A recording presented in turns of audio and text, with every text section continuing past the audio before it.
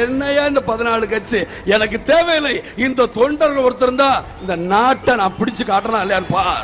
வருமான வரித்துறை கணக்கு கொண்டு வந்தீங்க, அப்பவும் இந்த விஜயகாந்த் அடிபணியல. அதுக்கப்புறம் கொண்டு வந்தாங்க நில உச்சவரம்புன்னு. நீ இருந்தா எடுத்துக்க நாட்டேன், ஆக்கிரமிப்பு நான் இருந்தா எடுத்துக்க, எனக்கு அதை பத்தி கவலை இல்லை. ஆனால் இந்த விஜயகாந்தை எதை வச்சு பயமுறுத்தினாலும் பயமுறுத்துங்க.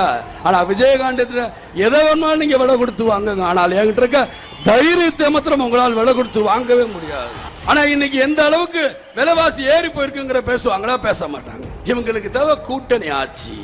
தனித்தனியாக தேர்தல வந்து நில்லுங்க, நான் சந்திக்கிறேன். உங்களால முடியுதா? என்ன பிஞ்சு பிஞ்சு போடா பிடிச்சு போலீஸ் ஸ்டேஷன்ல போடுவீங்க, என்ன பண்றீங்க? ஜெயில போடுவீங்களா இல்ல கொல்லுவீங்களா? கொண்டு போங்க, என்ன பண்ணிருவீங்க? நீங்க கூட்டணி வச்சுக்கிறீங்களா? கூட்டணி வச்சுக்கிறீங்களா? நான் முதல்ல இருந்தே சொல்றேன், நான் தெய்வத்தையும் மக்களையும் நம்பிதான் வந்திருக்கிறேன்.